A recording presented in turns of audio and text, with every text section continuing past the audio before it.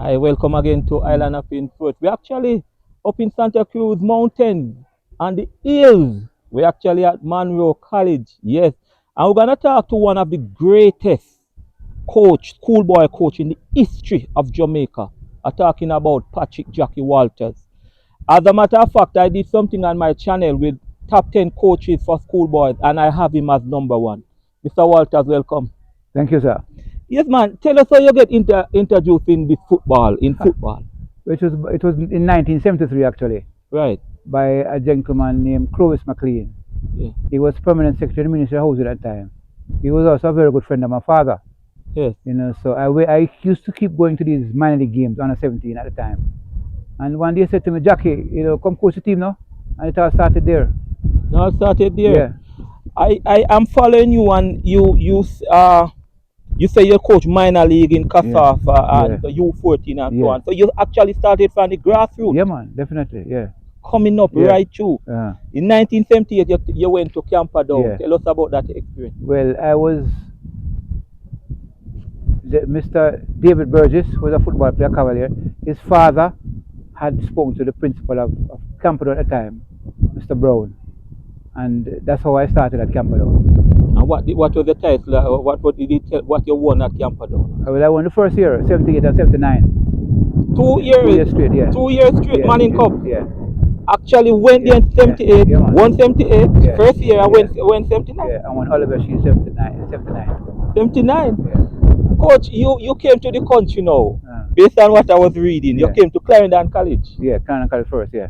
Clarendon College. Tell me about the experience at Clarendon College now. It was a wonderful experience, That's the first time at Clarendon College. That's the first, because you went there 2 times. Yeah, right. What was the title? You won Dakota Cup. Did you won the Oliver Shield of Clarendon? The first year I went there, I won Oliver Shield, 94. You won Oliver Shield? 94, 96 and 98. Yeah. So you won the first time at Camperdown? Yeah, and the first time at and first time at Clarendon College? That's it, yeah. Yeah.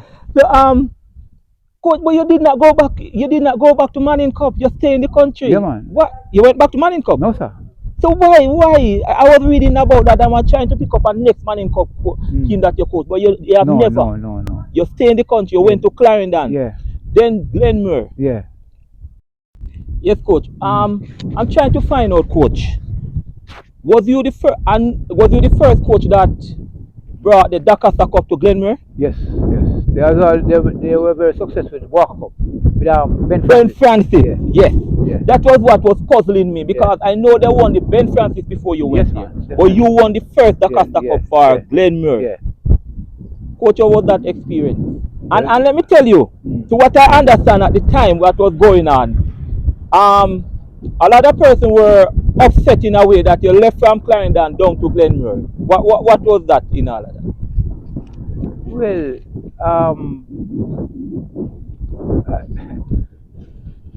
I think it was time to leave. No, actually what had happened, to be honest with you, Glenmuir is an Anglican school. I grew up in an Anglican church. Okay. Yeah, and I always wanted to make some contribution to an Anglican school. Oh. I think that was the major reason I went there. And that was your contribution and to there. So you went. How many titles you won at Glenmuir? 3. You won 3. Yeah. Did you won? They won the Oliver Shield? Yes, we were triple champions 04. 04? Yeah. Wow. You remember everything. Coach, tell me a team that you with all the teams that you have gone through, tell me a team that you have built where you can remember that team, whether from all the school that you have coached, that you have remember that team. You went through some things with that team and that team triumphed. The Camperdown 82 team. Yes. I fashioned that team because I had quite a few of them playing minor league for me at the time, which was under 16, under 17. So we started early in terms of the development of those young players. And I took them to a couple of displays. I actually took them to Camperdown. And we had a leader in Peter Cargill. Oh, the late Peter Cargill. He was a wonderful captain, wonderful person. Okay.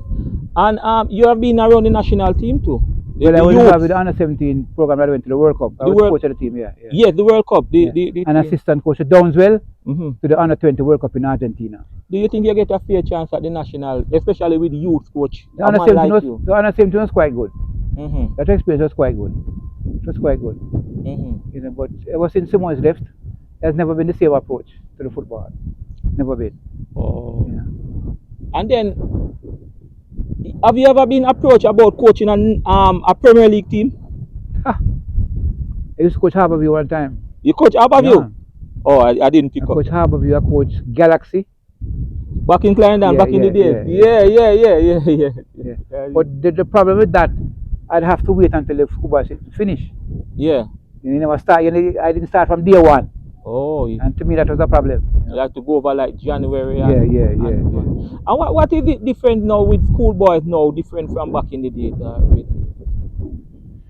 These schoolboys have too much gadget, too much phone, too much distraction. Oh. Too much of that. Too much of that. So That didn't exist in any time. You take it away from the whole like the look at it and there. So football have been your life then? More than my life. Football more than life, yeah, man. Football is everything to you. Yeah, man. Are you still involved in coaching the youngsters same way? Well, I'm assisting with the Costa Cup team. Right. And also going to take the mantle developing the younger players. Development. Yeah. And you believe in development? Yeah, man, without a doubt. Without a doubt. Coach Jackie Walters, I tell you, it's an honor to talk to you.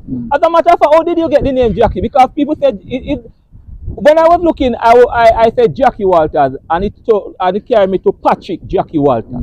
Tell me about how you get it. And most people say Jackie. It was actually my father who named me Jackie.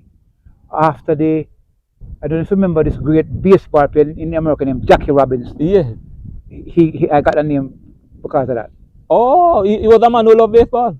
Who that? Your yeah, daddy? Man, yeah, man. Oh, he was born in Panama. Oh. So, you know. Baseball, I think. Well, Coach, I want to tell you, it's been an honor to talk to you. Yeah. I'll be honest to you. A lot of people do not know your work rate and what you have done in this schoolboy system. Right? In these years. I've been waiting to talk to you. Must say respect to Coach Rickett still. You know, because he really, but trust me, it's been an honor, Coach. As I said, I was in Clarendon with you one at a time. I usually back in town to Lionel Town. Okay. You were up there. Yeah. So I kind of know the man. Yeah. I've seen firsthand of some of the work that you have done. I've followed the football at the schoolboy level. So, yeah, Coach, in your time coaching, how many trophies have you won? I've won about 22 in schoolboy football. 22 trophies in schoolboy football? And 10 outside of schoolboy football. And 10 outside of schoolboy football? In youth programs at Real Mona, Cavalier, Portmore. Yeah. And with the trophy with schoolboy football, those involve Oliver Shield, all of them. When come time now, won the champion cup. You won the Oliver Shield many a time. Yeah, man, couple times, man. Actually, I won triple time at the 3 schools. The 3 schools? Yeah, one at Clarendon College. We share it 6 months. We drew the game, yeah. And you won at Glenmuir, you said, and you won at Clarendon College again when you went there the first time? Yeah, man. Yeah, I kind of asked you, say, what's the difference with the football now and then? And you said the G.O.A.T and so on. I think there's too much distraction. It's too much distraction. Yeah. But back in the days, so what's the difference now between the football now and then? I think the football now, some teams demonstrate a certain level of better team organization. Yeah. In the past, there were individuals who could make a difference on the team. Yeah. The outstanding individuals, the Errol Blake, the Walter Boyd, the Peter Cargill. When the man go up on the field, I joy to watch the man play football. Yeah. And let me ask you a question, Coach. And this is to you. Who's the skillest footballer you have ever seen in Jamaica? The skillest footballer. Okay. You mentioned Walter Boyd. I didn't see Alan Skillcole. I saw. Well, if you're talking overall, Alan Skillcole definitely. Alan Skillcole. Yeah, man, without a doubt. Okay. And then you have Diego. He used to play for Boys Town. Yeah. Right. Yeah. And the guy used to coach at Errol Blake. He used to coach at Camperdown. Good player. Yeah, man. Skill.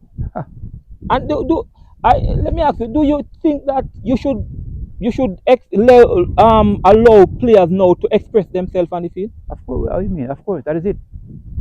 So what about the coach who want a all-rounded passing game, and if you hold it to and try shift people, the Uh, coach will shout at?